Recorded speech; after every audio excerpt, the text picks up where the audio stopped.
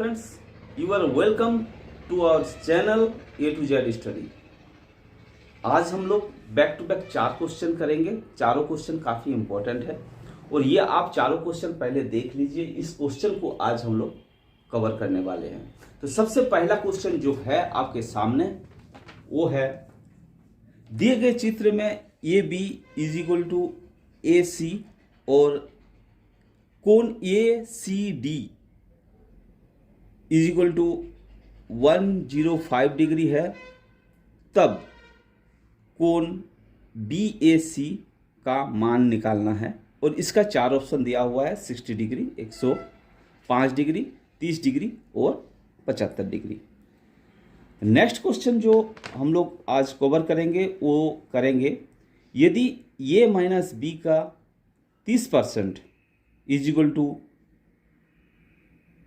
ए plus B का 18% हो तो ए अनुपात बी क्या होगा। इसका भी 4 ऑप्शन आपके सामने दिया हुआ है, 4:4:1, 5:3, 1:4, 5:2, इनमें से कोई एक होगा। नेक्स्ट क्वेश्चन जो हम लोग करने वाले हैं वो है, यदि ये ऑपरेशन का निशान है, ये बी इज इक्वल टू क्या दिया हुआ है, ये मल्टीप्लाई बी प्लस बी है, तो 5 ऑपरेशन का चिन्ह लगा हुआ है, 7 बराबर क्या होगा। इसका भी 4 ऑप्शन दिया हुआ है, 35, 42, 12 और 59। और लास्ट क्वेश्चन जो हम लोग कवर करने वाले हैं वो है 272 का स्क्वायर माइनस 128 का स्क्वायर का वर्गमूल ज्ञात कीजिए। ये 4 क्वेश्चन हम लोग बैक टू बैक आज करेंगे।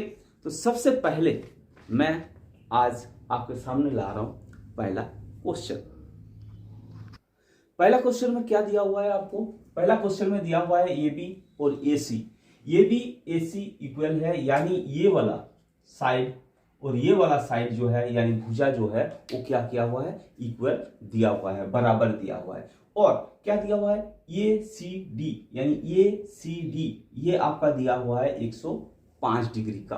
तो निकालने के लिए क्या बोल रहा है, निकालने के लिए बोल रहा है कि बी ए सी यानी इस कोण का मान निकालने के लिए हमें दिया हुआ है। अब इस कोण का मान क्या होगा ये निकालना है। तो इसको निकालने के लिए सबसे पहले हमें क्या करना पड़ेगा, कुछ चीज को हमें रिमाइंड करके याद करना पड़ेगा कि अब ये जो रेखा दिया हुआ है, ये जो दिया हुआ है, इसके ऑपोजिट वाला कोण ये क्या होगा। क्योंकि हम क्या जानते हैं, हम जानते हैं कि ये एक रैखिक युग्म है। अब इस रैखिक युग्म में क्या दिया हुआ है कि ये दिया हुआ है, अगर 105 डिग्री है तो इधर वाला कोण कितना डिग्री होगा, कि वो एक रैखिक युग्म कितना डिग्री का होता है, 180 डिग्री का होता है। तो ये 105 दिया हुआ है, इसका मतलब ये 100% क्या होगा कि 75 डिग्री का होगा। यानी ये वाला कोण जो होगा वो कितना होगा, 75 डिग्री का होगा। ये हमें पता है। जब ये पता है तो अब देखेंगे क्या कि ये एक त्रिभुज है, ए बी सी एक त्रिभुज है, और त्रिभुज के 2 भुजा जब बराबर होते हैं उसके ऑपोजिट कोण भी बराबर होता है, ये हम लोग जानते हैं। यानी जब कोई त्रिभुज दिया हुआ है उसका 2 साइड बराबर, यानी ये समद्विबाहु त्रिभुज है। समद्विबाहु त्रिभुज में क्या होता है, 2 कोण हमेशा बराबर होते हैं। और कौन सा कोण हमेशा बराबर होते हैं, जो भुजा बराबर होते हैं उसके जस्ट ऑपोजिट साइड में। यानी ए और सी और ए और बी, यानी ए और सी का ऑपोजिट कोण कौन हो गया, ये वाला कोण हो गया, यानी ये कोण हो गया। और ए और बी का कोण कौन हो गया, ये वाला कोण हो गया। ये दोनों कोण क्या होंगे, बराबर होंगे। इसका मतलब क्या हुआ, ये अगर 75 डिग्री का है तो ये वाला भी कोण कितना डिग्री का होगा, 75 डिग्री। समझ गए। अगर ये 75 है तो ये वाला कोण कितना डिग्री का होगा, आपको पता चल गया होगा। क्योंकि त्रिभुज के तीनों कोणों का योग जो होता है वो कितना डिग्री का होता है, 180 डिग्री का है। अब 2 कोण मिलाकर कितना हो गया, 75 और 75, यानी 150 डिग्री हो गए, 150 डिग्री हो गए। तो ये कितना डिग्री का होगा, ये हो जाएगा 30 डिग्री। इसका मतलब क्या हुआ कि आपका जो आंसर हुआ वो हुआ 3 नंबर आंसर, यानी सी 30 डिग्री, यानी आंसर हमारा आ गया। अब लोग ये समझ गए होंगे, बहुत अच्छे ढंग से समझ गए होंगे। ये क्वेश्चन सीटेट में आया हुआ क्वेश्चन है। जो भी क्वेश्चन आज हम लोग करने वाले हैं ये सीटेट में आया हुआ क्वेश्चन है, उसी को मैं उठाकर आज हम आप लोगों के सामने रख रहा हूँ। अब क्या करते हैं, इसको हमें समझ में आ गया होगा, दोबारा मैं सही ढंग से फटाफट समझा देता हूँ। ये कोण दिया हुआ है, यानी इस कोण के ऑपोजिट कोण क्या होगा, ये एक रैखिक युग्म है। एक लाइन के ऊपर जो कोण बना जाता है उसको रैखिक युग्म बोलते हैं। रैखिक युग्म कितने डिग्री का होता है, 180 डिग्री का होता है। ये अगर 105 डिग्री का है तो ये कितना डिग्री का हो गया, 75 डिग्री का हो गया। ठीक से समझ लेते हैं, ये 75 डिग्री का हो गया। अगर ये 75 डिग्री का है तो ये एक हम लोग देख रहे हैं कि इसका दो भुजा बराबर दिया हुआ है, यानी ये बी और ये सी, ये दो भुजा बराबर दिया हुआ है। बराबर जब दिया हुआ है यानी एक भुजा, एक त्रिभुज में अगर दो भुजा बराबर है तो इसका मतलब क्या हुआ, इसके दोनों ऑपोजिट कोण भी बराबर होंगे। अब इसका ऑपोजिट कोण कौन हो रहा है, ये सी का ऑपोजिट ये हो रहा है ना, इसको आगे सामने वाला। जब इसका सामने वाला कोण 75 डिग्री का हो रहा है और ये भी इसका ऑपोजिट कोण हो रहा है ये 75 डिग्री, ये दोनों कोण क्या होंगे, आपस में बराबर होंगे। जब ये बराबर होंगे तो क्या होगा, ये अगर 75 का है ये भी 75 का होगा। जब ये दोनों का मान पता चल गया तो तीसरा भुजा का मान निकालने में कोई बड़ी बात नहीं है, क्योंकि त्रिभुज के तीनों कोणों का योग जो होता है वो कितना डिग्री का होता है, 180 डिग्री का होता है। तो 180 डिग्री इसमें लगा दिए, यानी आंसर आ गया आपका सी। नेक्स्ट क्वेश्चन जो आपके सामने है वो भी क्या है कि b माइनस ए का 30% और a प्लस बी का 18% अगर है तो ये अनुपात b का मान निकालें। तो इसका मान निकालने के लिए क्या करना है, सबसे पहले देखिए ये जो कॉन्सेप्ट दिया हुआ है इस कॉन्सेप्ट को क्लियर करेंगे। इस कॉन्सेप्ट को क्लियर कैसे करेंगे कि का मतलब हम लोग क्या जानते हैं। देखिए हम लोग यहाँ पर समझ रहे हैं, करने का तो ढंग से हो जाएगा लेकिन थोड़ा सा समझ लेते हैं। ये भी आया हुआ क्वेश्चन है सीटेट का। देखिए जो भी क्वेश्चन हम लोग करेंगे ना, सारा आया हुआ क्वेश्चन करेंगे। क्या करेंगे, इसको अगर हम लोग सही ढंग से देखें तो हमें क्या हो जाएगा, इसके बारे में पता चल जाएगा और ये आसान सा भी होगा। क्या करना है, इसका 30% बराबर इसका 18%, इसका अनुपात निकालना है। यानी ये अनुपात b जब निकालेंगे इसका मतलब हुआ ये बाय b अगर मान निकाल लेते हैं तो हमारा आंसर क्या हो जाएगा, आ जाएगा। तो सबसे पहले क्या करेंगे, हम लोग इसको सॉल्व करेंगे। इसको सॉल्व कैसे करेंगे, देखिए b माइनस ए का मतलब आप जानते हैं गुना होता है 30%, 30/100, और इसमें क्या हो जाएगा, ये प्लस b का 18/100। देखिए नीचे 100 है, ये और ये कट जाएंगे, इसका मतलब क्या हो जाएगा, गुना 30 और ये प्लस b गुना कितना हो जाएगा 18। अब क्या करेंगे, सबको मल्टीप्लाई कर देंगे। कैसे मल्टीप्लाई करेंगे, देखिए ये होगा 30b minus 30a is equal to 18a plus 18b। अब क्या करेंगे, आगे पीछे सबको घुमा देंगे। कैसे घुमाएंगे, देखिए ये 30b दिया हुआ है तो इसको क्या करेंगे, 30b लिखेंगे, ये 18b को इस साइड में ले आएंगे तो माइनस 18b हो जाएगा। अब ये 18 इधर ये दिया हुआ था, इसको उस साइड में ले जाएंगे, इसको इस साइड में ले जाएंगे तो क्या हो जाएगा, प्लस 30 ये हो जाएगा।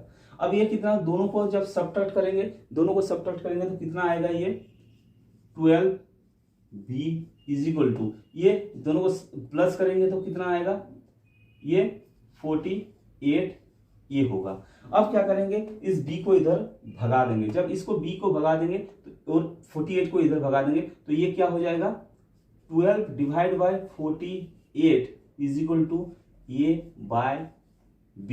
अब ये कट जाएगा 1 में,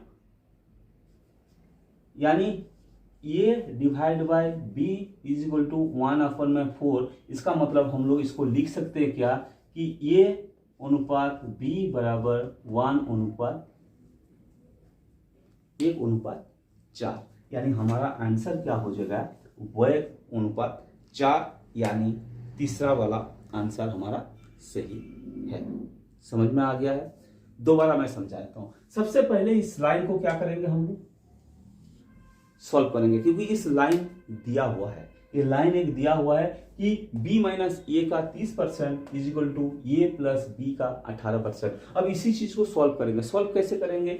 30% का मतलब जानते हैं, परसेंट का मतलब होता है डिवाइड बाय 100। डिवाइड बाय 100, ये डिवाइड कट गया, यानी 100 कट गया। अब बचा क्या है? b माइनस ए मल्टीप्लाई 30 करना है, a प्लस बी मल्टीप्लाई 18 करना है। जब इसको मल्टीप्लाई कर दिए, यानी इसके साथ इसको मल्टीप्लाई, फिर मल्टीप्लाई प्लस मल्टीप्लाई, तो क्या हो जाएगा? ये लाइन बन जाता है। b के पास b लाना है, a के पास a कर लेकर जाना है।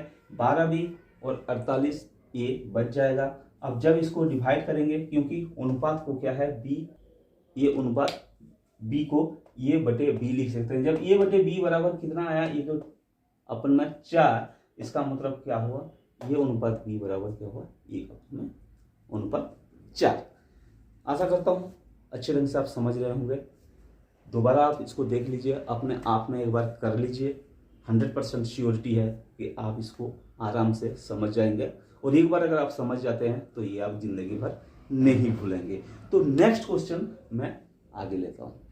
नेक्स्ट जो क्वेश्चन है वो ऑपरेशन का सवाल है। इसको हम लोग ऑपरेशन का सवाल ही बोलते हैं। क्या है? ये operation B is equal to क्या दिया हुआ है? ये मल्टीप्लाई बी प्लस बी और 5 ऑपरेशन 7। 5 ऑपरेशन 7 का मतलब क्या हुआ कि x का मान दिया हुआ है, ए का मान 5 है और b का मान 7 है। इसको सिर्फ इसके अंदर पुट करना है। आसान सा सवाल होता है, लेकिन जिसको इसके बारे में पता नहीं है उसको लगता है कि ये काफी मुश्किल सा सवाल है। लेकिन कुछ नहीं करना है, ये के बदले ये को डालना है, ये के बदले 5 डालना है और बी के बदले 7 डालना है। अदरवाइज इसके अंदर और भी कुछ नहीं है। तो इसमें क्या करेंगे? सबसे पहले क्या करेंगे? ये के बदले 5 मल्टीप्लाई बी के बदले 7 डालेंगे, प्लस बी के बदले 7 डालेंगे। इसका मतलब ये दोनों को क्या करेंगे? मल्टीप्लाई करेंगे। 7 इज इक्वल टू क्या होगा? 42। इसका आंसर जो होगा वो कितना होगा? 42। यानी इसका आंसर जो होगा वो होगा आपका बी, यानी दूसरा वाला जो है वो होगा इसका आंसर। आसान सा था, ये ऑपरेशन का सवाल है। ऐसे सवाल एक क्वेश्चन जरूर पूछा जाता है टेट के में, तो ये आसान सा सवाल है, इसको भी आप समझ लीजिए। दोबारा हम लोग कर लेते हैं। इसको क्या है? ये ऑपरेशन का सवाल है। इसका मतलब क्या हुआ है? जहां पर ऑपरेशन आपका दिया रहेगा, हो सके कि इसके अंदर सी भी दिया रहे, लेकिन इसका मतलब क्या हुआ? इधर जो दिया रहेगा ऑपरेशन का, उसी के हिसाब से हम लोग क्या करेंगे? इसको पुट करेंगे। कैसे? जैसे ये ऑपरेशन भी दिया हुआ है, इधर भी दिया हुआ है 5 ऑपरेशन 7। इसका मतलब क्या हुआ? ये 5 के साथ ये है, यानी ये का वैल्यू 5 दिया हुआ है, बी का वैल्यू 7 दिया हुआ है। जहां जहां ये लिखा हुआ है वहां ए का वैल्यू पुट करेंगे, बी जहां लिखा हुआ है बी का वैल्यू पुट करेंगे, और इसको क्या करेंगे? सॉल्व करेंगे। सॉल्व करेंगे तो ये आएगा आंसर। जो आंसर आएगा वही होगा इसका आंसर। नेक्स्ट क्वेश्चन काफी आसान सा क्वेश्चन था। नेक्स्ट क्वेश्चन देखिए, आप लोग कॉपी किताब लेकर 100% बैठिए, करते रहिए, प्रैक्टिस करेंगे तो आप सक्सेस जरूर पाइएगा। नेक्स्ट क्वेश्चन बहुत आसान सा है, लेकिन क्या दिया हुआ है कि 272 का स्क्वायर माइनस 128 का स्क्वायर का वर्गमूल, यानी इसका वर्गमूल निकालना है। इसका वर्गमूल निकालना है। वर्गमूल का निशान क्या होता है? ऐसे होता है। इसका वर्गमूल निकालना है। जब इसका वर्गमूल निकालेंगे तो वर्गमूल क्या होगा ये निकालना है। क्या हम लोग इसको और इसको जब मल्टीप्लाई, यानी इसका स्क्वायर, तो 272 का स्क्वायर का मतलब क्या होता है? मल्टीप्लाई 272, यानी ये इसको 2 बार मल्टीप्लाई करना है, इसको 2 बार मल्टीप्लाई करना है। अगर ऐसे मल्टीप्लाई करेंगे तो काफी कठिनाई महसूस होगा, काफी हार्ड हो जाएगा। लेकिन इसको क्या करेंगे हम लोग? एक छोटा सा फॉर्मूला हम लोगों को याद है, अलजेब्रा में पढ़े हैं। क्या है कि ए स्क्वायर माइनस बी स्क्वायर, यानी ये का स्क्वायर माइनस बी का स्क्वायर इज इक्वल टू क्या होता है?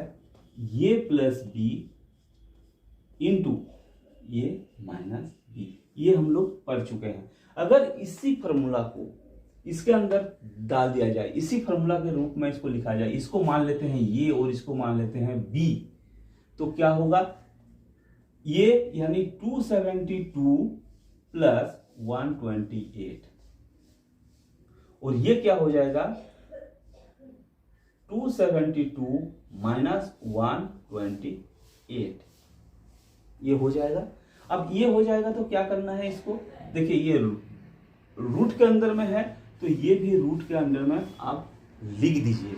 अब लिखने के बाद क्या होगा, ये दोनों को जब करेंगे ये कितना हो जाएगा, ये हो जाएगा आपका 400, यानी ये दोनों को प्लस करेंगे 400, और ये इसको जब इसको सब्ट्रैक्ट करेंगे 4